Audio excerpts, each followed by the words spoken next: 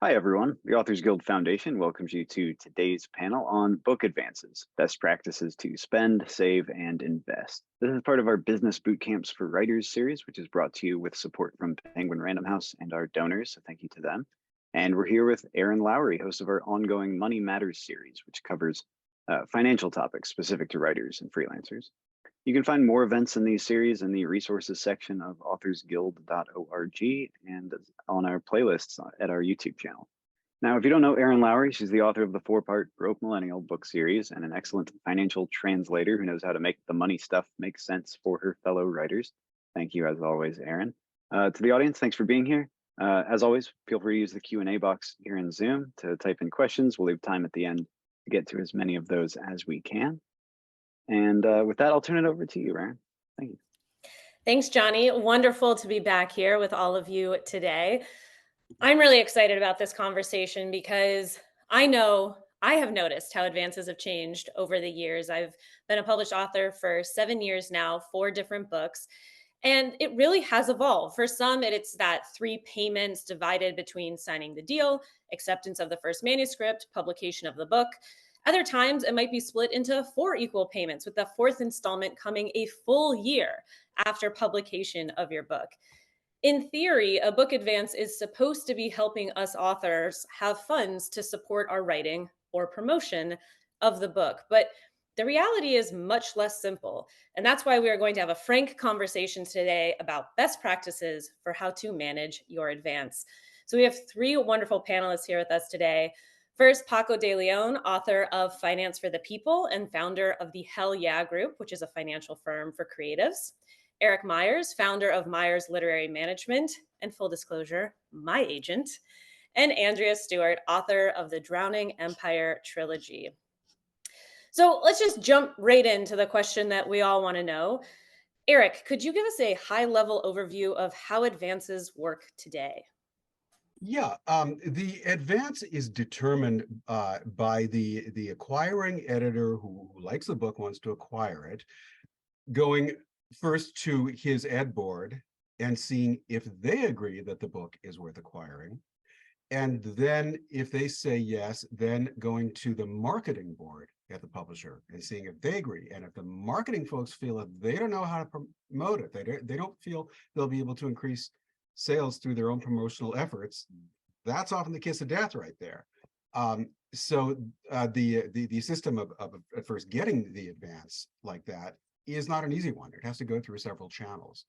Then, as Erin mentioned, advances, at least from the majors, are broken up into either 3 or 4 payments.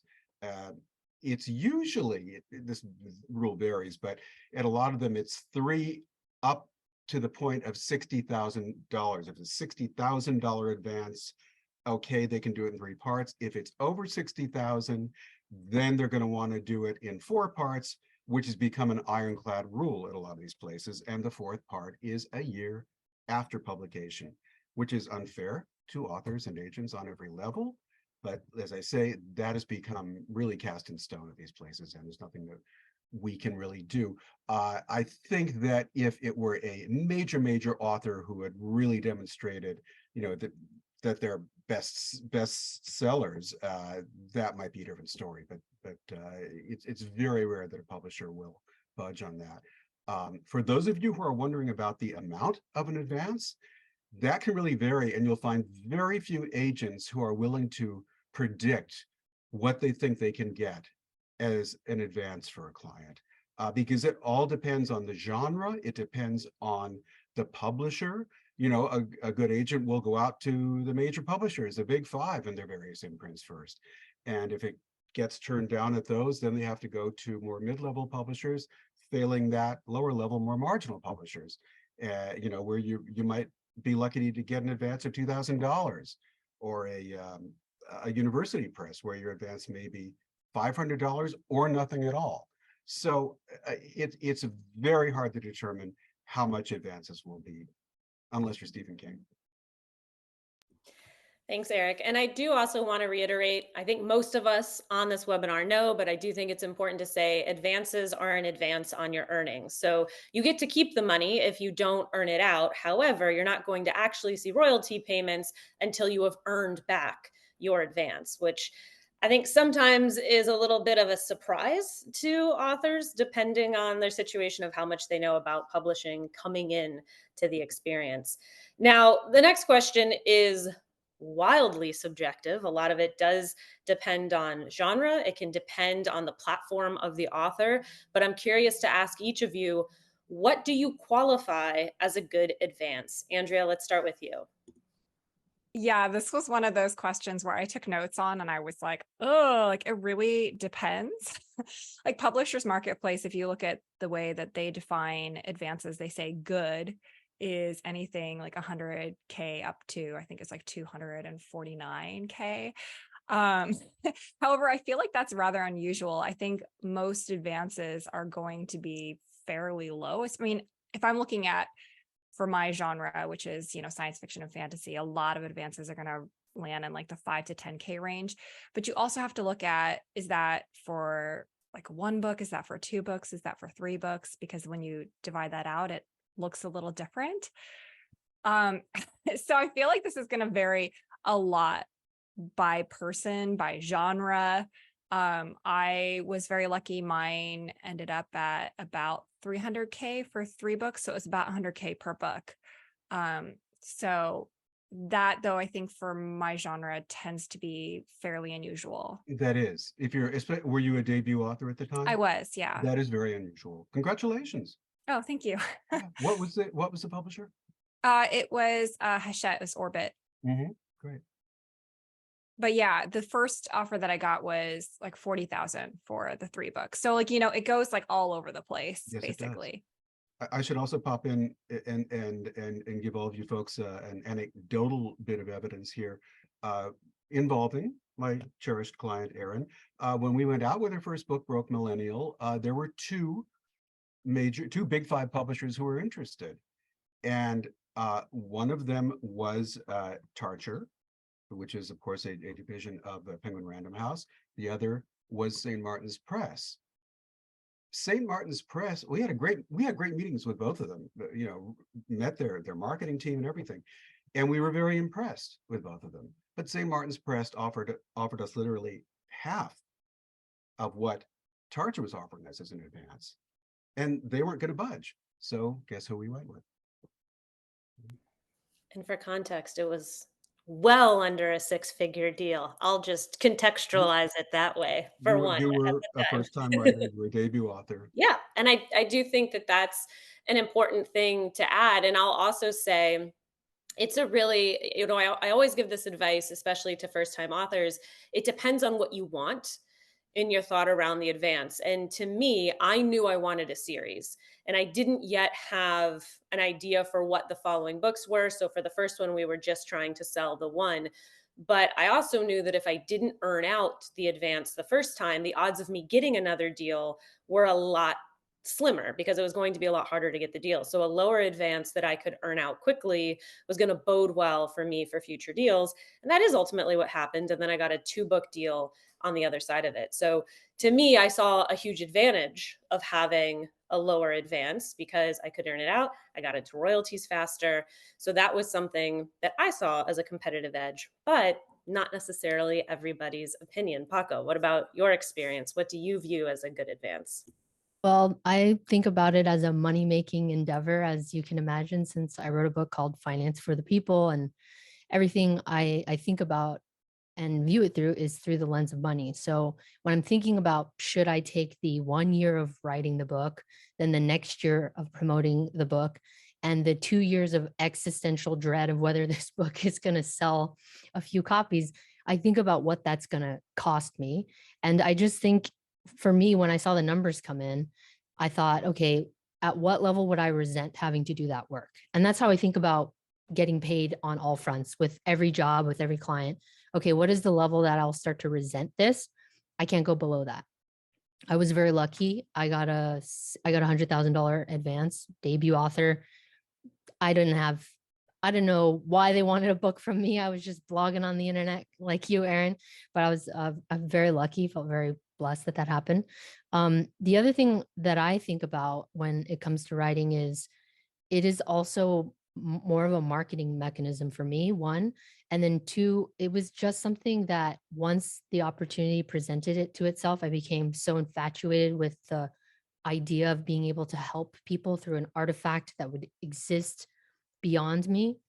And that to me felt very valuable. So the, the, the idea of writing the book in and of itself also became valuable. And so that's something I think that's really hard to weigh in when it comes to the money aspect, because if it could launch or it can position you, give you authority, when one publisher agrees to work with you, it's hard to put a price on the doors that that's going to open and other opportunities you might have. So I'm sorry, I don't have a clear and straightforward answer for y'all. I do love the resentment positioning, though. There's one other author that I've spoken to recently that had that same feeling. She said, I have a threshold where if it doesn't meet this number, it is no longer worth it to me, no matter what doors it could open. So I think that's also a very interesting and great way to position. May I offer some thoughts on the flip side of that? Please. If you don't earn out your advance, if you come way short of your advance, that makes that publisher much less apt to ask you for a second book. So that's why it's so important to do everything you can to promote your book and to get the highest number of sales you possibly can. The sales track is everything in publishing.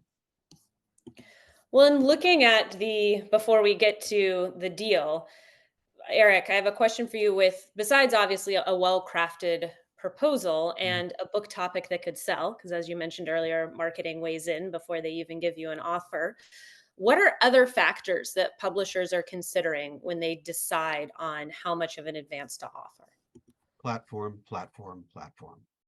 They really want to see that well, I'll put it this way. Publishers don't want to be in the position of having to launch anybody. They want their authors to come pre-launched, so to speak. And they want to know that you have enough of a social media following and that you do enough the speaking engagements and everything that you can guarantee that a lot of copies of the book will be sold right out of the gate. So that really is quite essential, and it's certainly an essential part of the proposal. Also, if you have already written books and have them published and have a good sales track record on those, that also makes you more desirable and gives your agent more bargaining power for a higher advance. I do have to say it's a little bit different for fiction. Like you don't need to have a platform before you sell a book. I think what makes a difference there is how many publishers are interested in your work. Because if you have multiple offers, then obviously you can push that amount higher. Yes, the platform does apply more to nonfiction, but believe me, if you already have some kind of platform following, on social media, whatever, that always looks good to fiction publishers too, because they know they'll be out there promoting. Well, Andrea, I'm actually going to jump to a question that got submitted, and I think inspired by your example of one publisher offering 30, and then the deal that you actually got, or 40, I believe you said, the deal you actually got being significantly higher. The question was, if someone offers, let's say, $100,000 on a book, but another deal is a $30,000 offer, is there any circumstances that would make you pick the $30,000 deal? So there aren't a lot because I feel like obviously when you're getting a high advance, that's better for you. And also it kind of signifies the skin in the game that the publisher has. So a lot of times if you're getting a high advance, they're going to put more towards marketing. I think with that big of a disparity, perhaps, if the $30,000 publisher is taking fewer rights, that might be a situation in which you would want to take that, because then you can sell the other rights to make up that difference. But yeah, I mean, I feel like that's something that your agent would definitely be on top of to let you know, like, hey, is this a good deal or is this not a good deal? If there's a smaller disparity, I feel like you might go with the lower deal just depending on how you feel about the editors and their marketing plan. But with that big of a disparity, I think there's very, very few cases in which I would take that smaller deal. Well, thank you. Paco, you and I both know that sometimes creatives have a tendency to say something along the lines of, oh, I'm a creative and I'm not good with numbers. But as evidenced already in this conversation, some advances mean receiving a potentially large sums of money in installments. So, what are some of the practical considerations that authors need to know when it comes to receiving large chunks of money, particularly when it comes to thinking about taxes? The first thing that I would do if you got a advance is I would open up another savings account, and I would call it your tax savings account. And I would verify this with your accountant. But the general rule of thumb is if you save anywhere between 10 and 30%, let's meet in the middle, we'll say 20%. If you save 20% of every dollar that comes in, you should be fortifying yourself against when you need, the tax bill that you will come due come April 15th.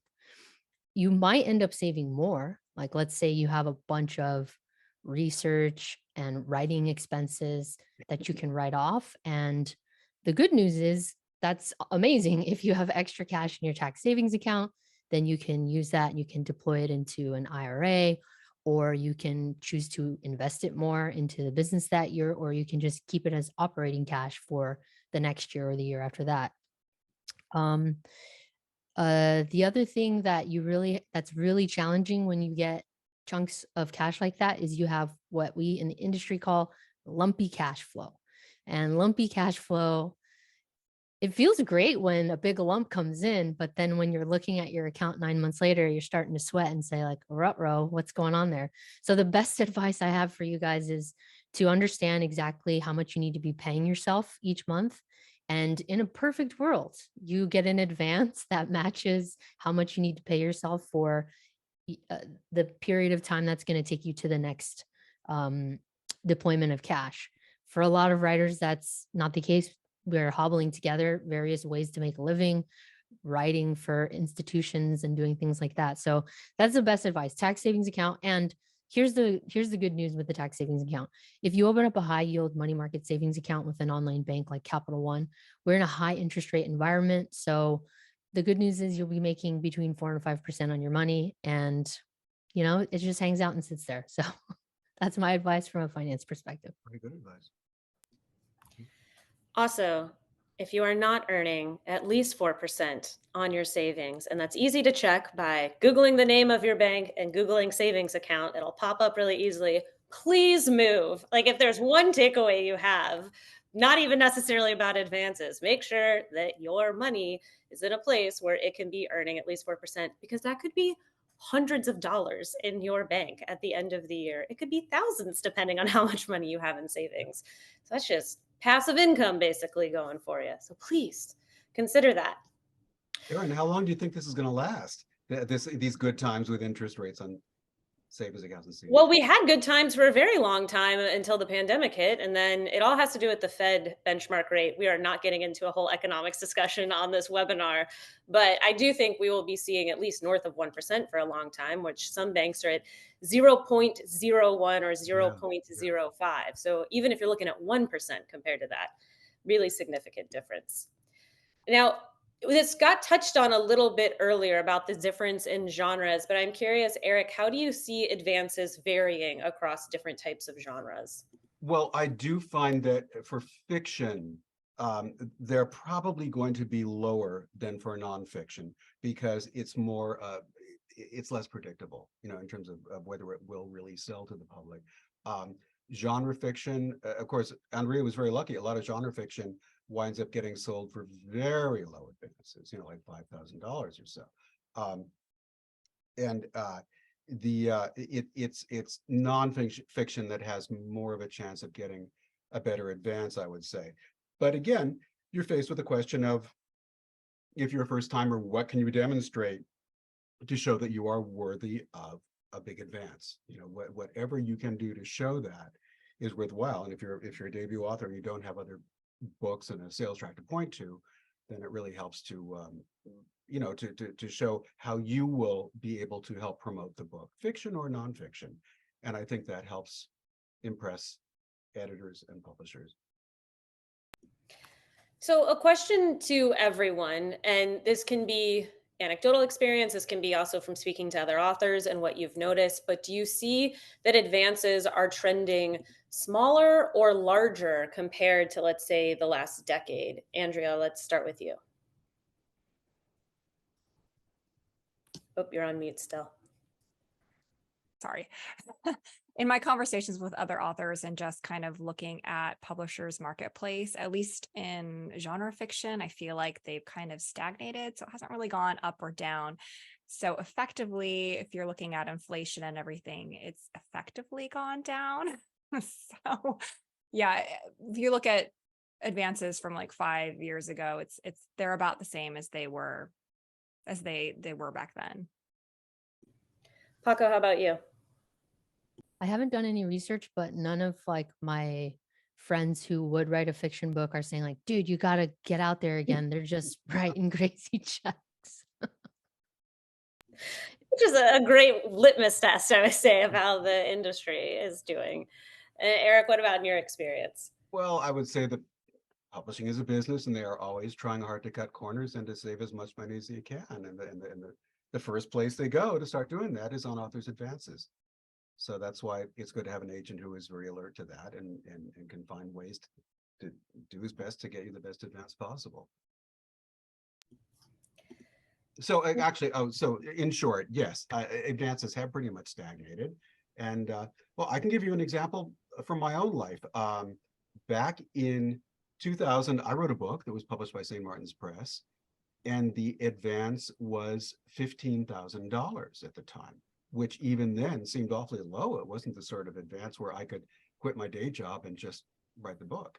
And I would venture to say that things have not gotten a lot better, perhaps especially at St. Martin's Press. But, you know, publishers will, if you're new, if it's your first book, publishers will try to take advantage of that. And we've alluded a little bit earlier in the conversation with that, 30K deal versus 100K deal about considerations around rights when negotiating advances. But there can be a lot of considerations that authors and agents have when trying to figure out what type of advance they're willing to take and what they are willing to negotiate. So first from you, Paco, let's start with you. What were some considerations that you had when it came to negotiating your first advance? For me, the time frame was important. So I think Abrams came in with a pretty interesting offer. And I thought that they made beautiful books and I wanted to make a beautiful artifact, but they wanted me to write the book in 6 months and I just simply couldn't do that. So that's definitely something that I considered. The other thing that I considered was the resentment once again. And I honestly never thought I would write a book. And so I think for me, I was just really wrapped up in the amazingness of it all. And the fact that big publishers wanted to work with me, I think that really swayed me. That really, like a big name like Penguin comes and knocks on your door, you think, I've arrived. This is amazing. So I was really starstruck in that sense. My agent really guided me through everything. We had the conversation about a larger advance versus earning out. I think the difficult thing there was if I wanted a career in books, how am I going to navigate that if I don't ever earn out? But I think for me, just knowing that I was going to put something out there that was just going to be impactful and helpful for people and something that I thought could be a perennial seller, that was something that was also important to me as well. Andrea, what about you? What considerations did you have when negotiating? Well, I mean, mostly I let my agent handle that because obviously she knows a lot more than I do. But I know some of the stuff that we were looking at was, is that an offer for just like UK rights? Is this an offer just for audio?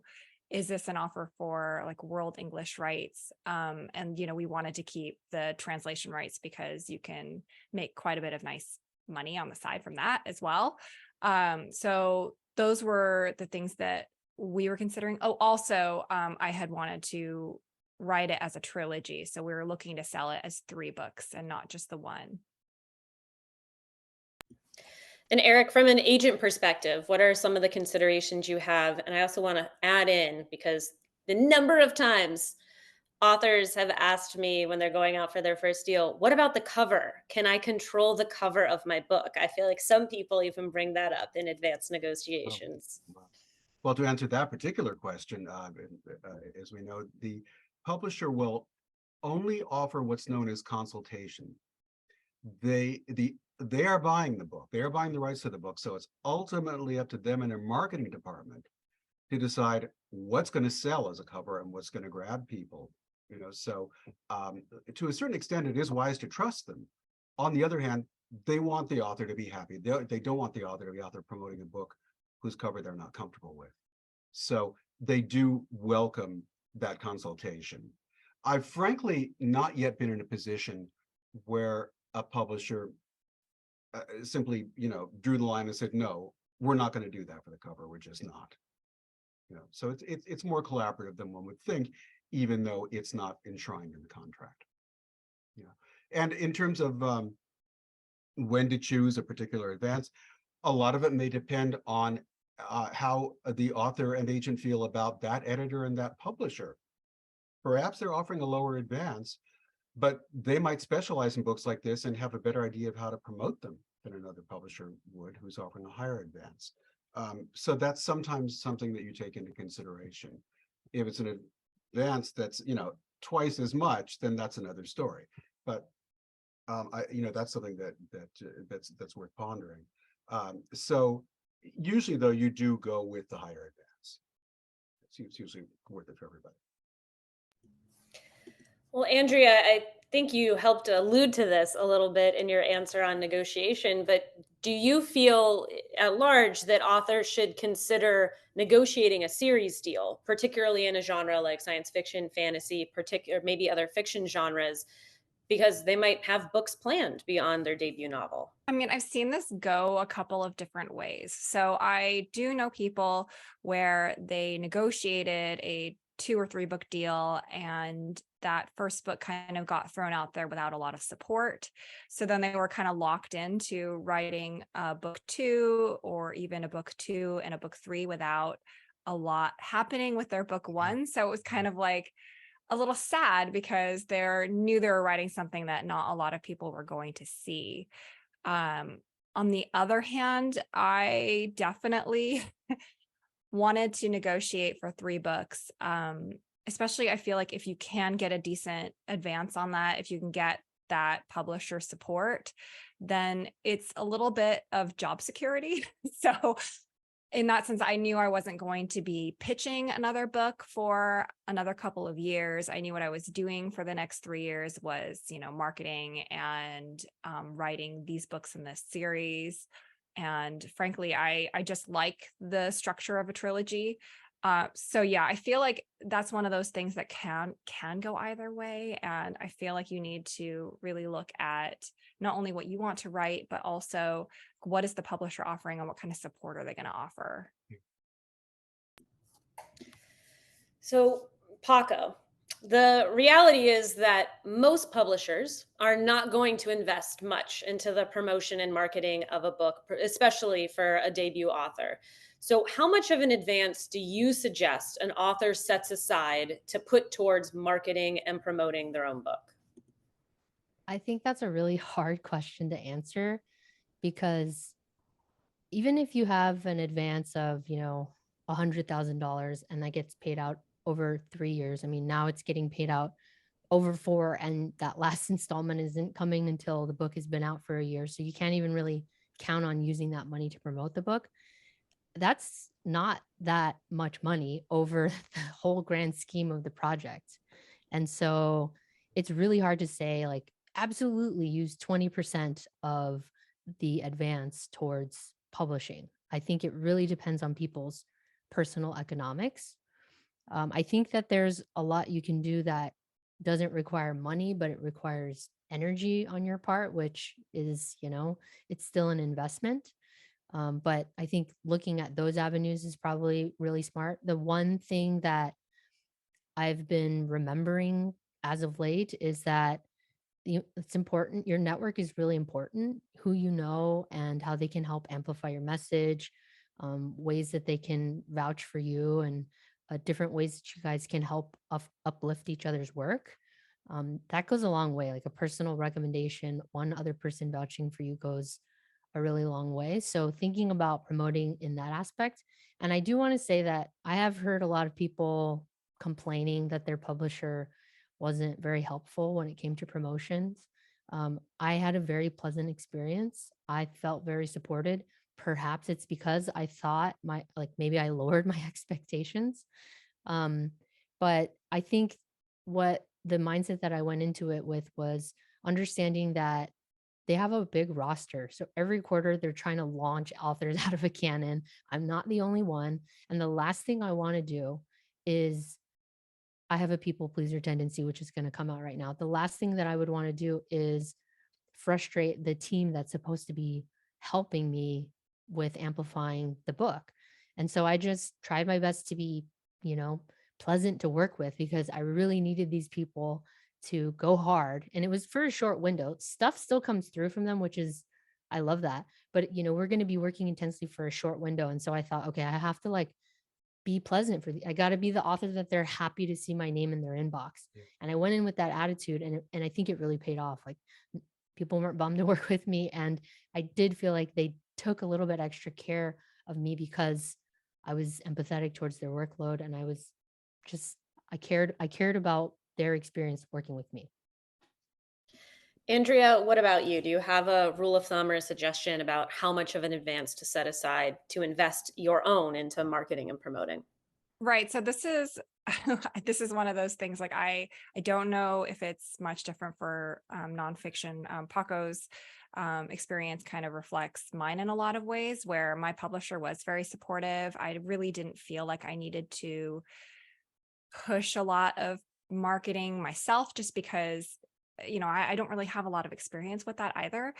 I do think that it's great to have a social media presence, to do what you can. I don't know how much of an effect that has because we don't have real-time data. I can't really see how much that actually affects the sales. But I did put aside a little bit of money for just like little promo things, like little stickers that I could hand out, business cards, money for travel. So a lot of the times, I think it's funny that people tend to think that, oh, your publisher's going to send you on a book tour. Most of the time they do not. That is not something that, unless you're like New York Times bestseller. Yeah. Usually if you're going to be traveling to different bookstores, you're going to be paying for that yourself.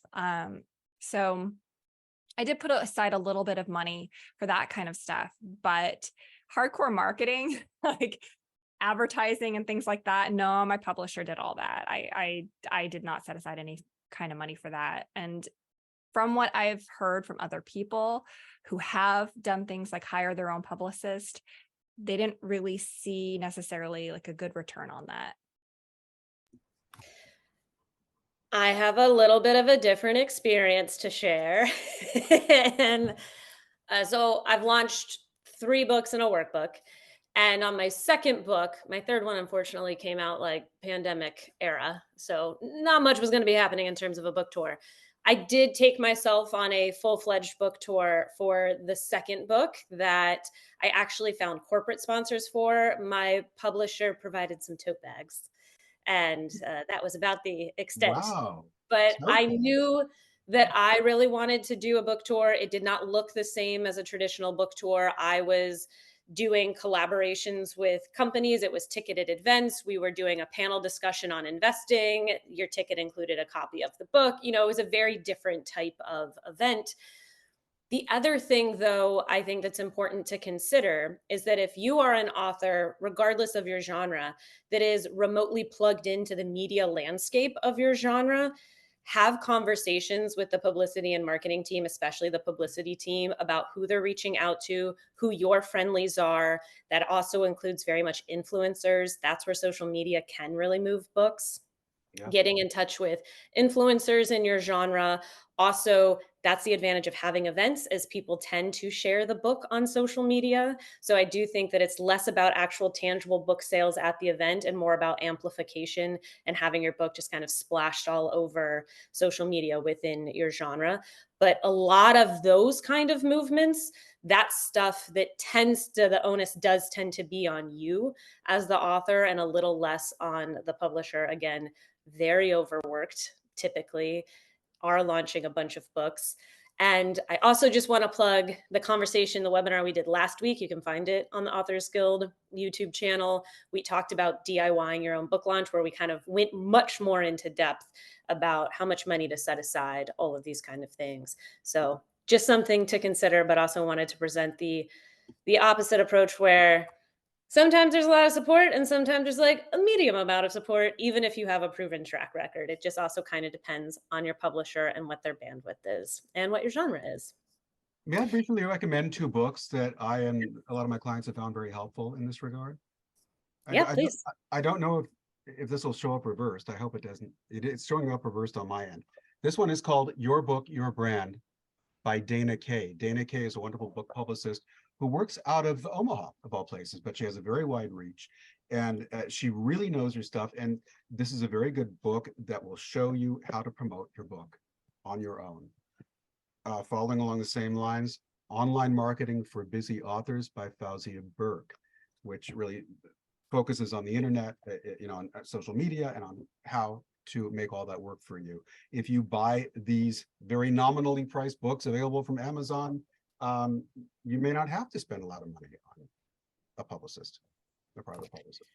I also have never spent money on a publicist. I have mixed feelings on the efficacy of that choice. It really does depend on the situation, and you're not going to know until you're on the other side of it. And so again, for Paco and Andrea, I am curious, thinking back to your very first advance, maybe even the very first check of your advance, is there anything that you wish you had known to do or would have done differently? Paco, let's start with you. I don't want to sound arrogant here, Erin, but I feel pretty confident with my decisions. I knew what the deal was going into it because I'm a musician. I've been playing music since I was a kid. I started playing in a band when I was 16. And so at that age, I started to wonder how the music industry worked. So I started to do research, and me and my bandmates learned about copywriting, and we learned about record deals. And so I had already understood the way that an advance worked, or the way that a deal worked. And actually, when I got on the phone with my agent the very first time, I asked her, can you explain exactly how this business model works? And then afterwards, I thought, okay, so it's like a record deal. I understand that. So, I mean, I saved the money into my tax account, my tax savings account. I just really tried hard not to spend it. I budgeted out what I could spend over the next 12 months, and I paid myself little by little. And yeah, what I wish I would have known. I think I went in with eyes wide open. Sorry, I don't have a better answer. Yeah, so, financial professional, very understandable. Andrea, what about you? For me, I think I wish I'd looked into the tax implications and I had understood those better before I signed the deal. Because after I talked to an accountant, we realized that it would be best for me to set up an S corp. Just because it allowed me to structure my income in a way that kind of minimized that double taxation of self-employment. But I didn't know about that until after that first big chunk of money had landed in my account. So I couldn't take advantage of it with that big first chunk of money. So that's something that I wish I had known about before. And then something that I still struggle with, but I feel like I should try to do better at, is to use some of that money to like offload work that I don't want to do. So yeah, it wasn't until like recently that we actually like hired like a house cleaner, because, I'm like trying to do this and I have 2 kids, and then like, why am I doing that as well? Right. So that's another thing that I think I wish I'd thought about a little bit more. That's a really great point too. Outsourcing certain things when you're in high stress times, generally, especially if you're in the midst of writing or promoting your book, thinking about using your advance to outsource other things that are taking your energy away from what's probably going to have a higher return on investment. There's a lot of clamoring in the chat about the names of those books, Eric. So I'm going to say them out loud, but if you could hold them up again to the Yeah. screen, if they're easily accessible, Do they look your book, reversed your to brand. you? Yeah, your book. Sorry, this is Online Marketing for Busy Authors by Fauzia. That's Fauzia Burke with an E on the end. Fauzia Burke. Wonderful. And the next one. Your Book, Your Brand by Dana Kay, Kaye. All right, perfect. Also, it's answered in the Q&A. If you click over to the answered tab, you should be able to see that, everyone. And just to clarify, Andrea said S Corporation, S Corp. Sometimes I have found when I say that word, it's people think I S say- Corp, like S as in Yes. the letter, and then just Corp. Yeah, so that is what she wishes she had set up because of tax implications. Speaking of tax implications, going to come back to it a little bit because, Paco, I'm curious, do you believe that authors should be thinking beyond using their advances for sustaining their life and marketing their book? Like, do we want people to think long term? Like, I don't know, maybe throwing some into a retirement account? Again, let me go back to the last question and say I completely took for granted the fact that I set up an S Corp for my advance. Like as soon as we were signing the contract, I was like, what's the fun name I'm going to call my S Corp? So I also co-signed on Andrea's advice to set up an S Corp. Thinking about how to use the advance for the future. Should we be thinking about putting it into a retirement account?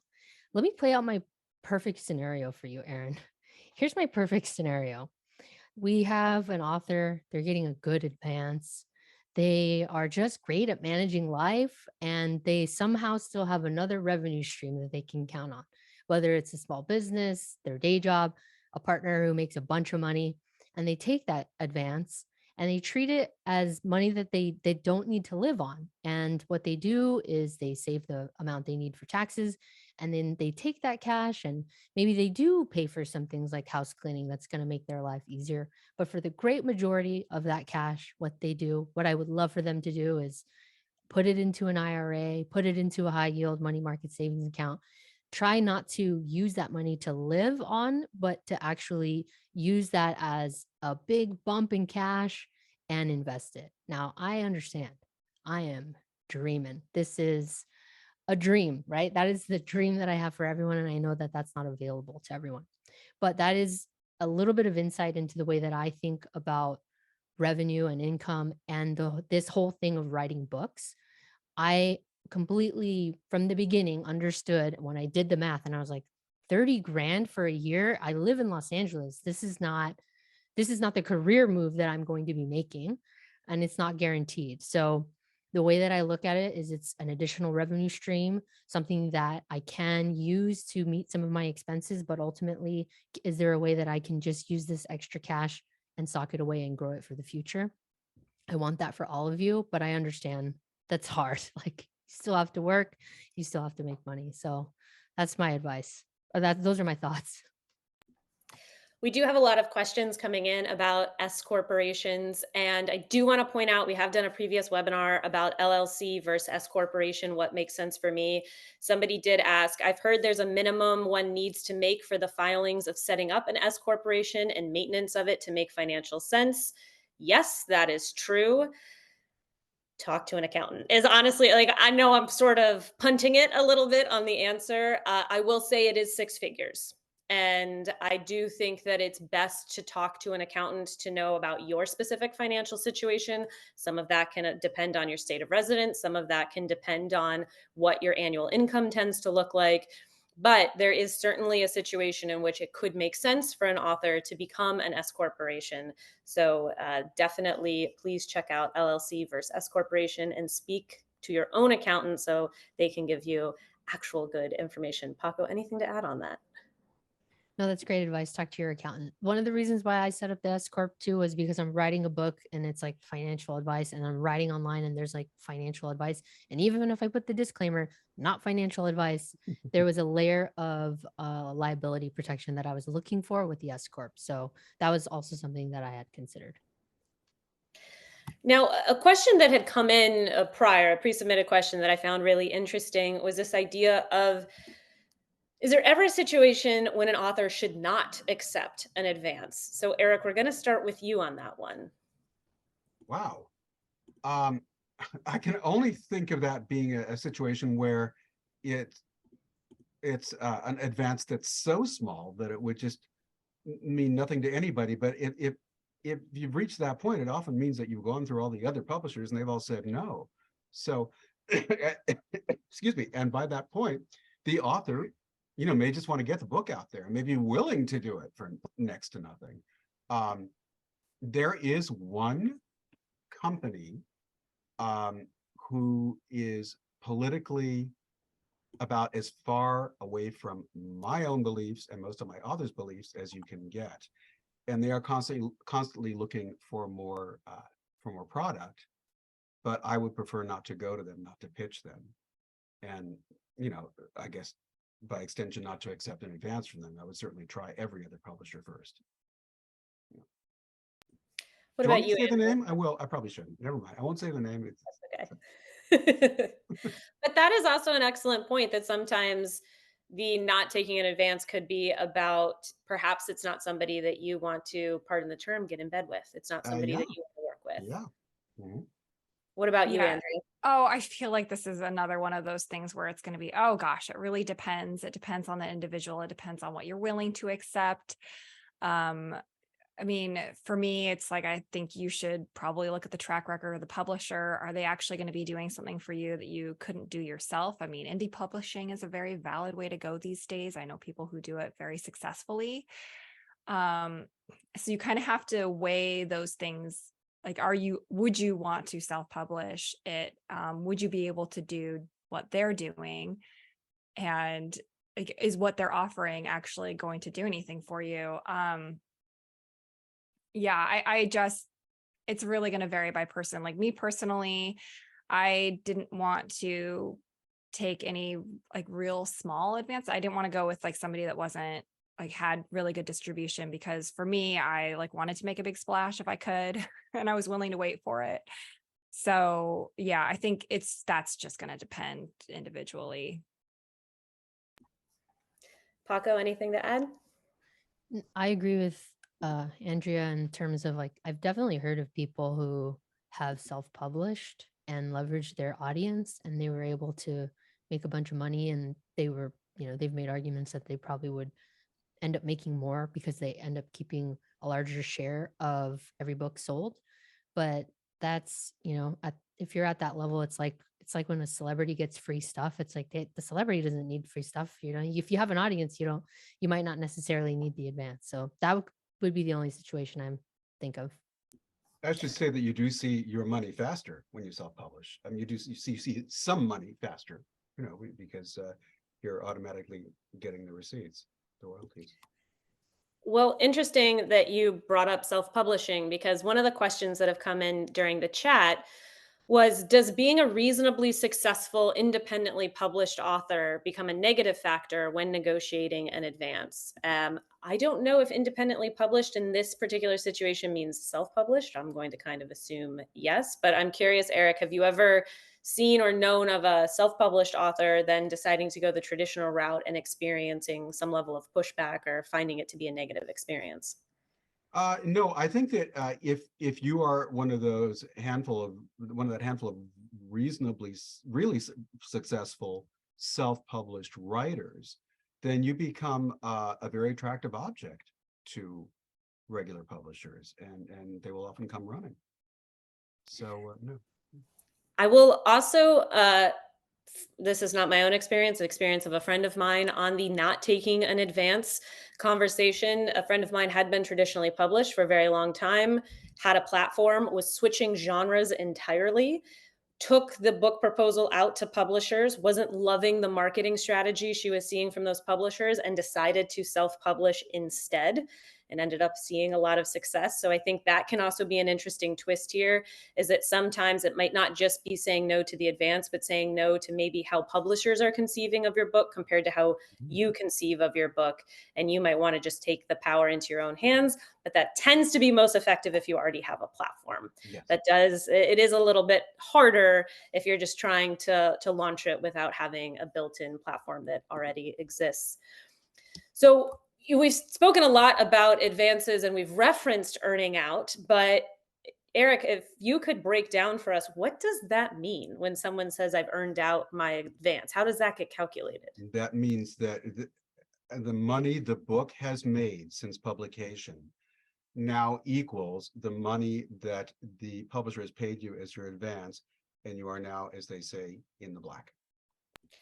But just to be clear, your book needs to gross a lot more, because aren't you earning technically on your royalties? So you're not earning dollar for dollar necessarily. Yeah, that's usually the case, but and every publisher, may have its own way of figuring this out.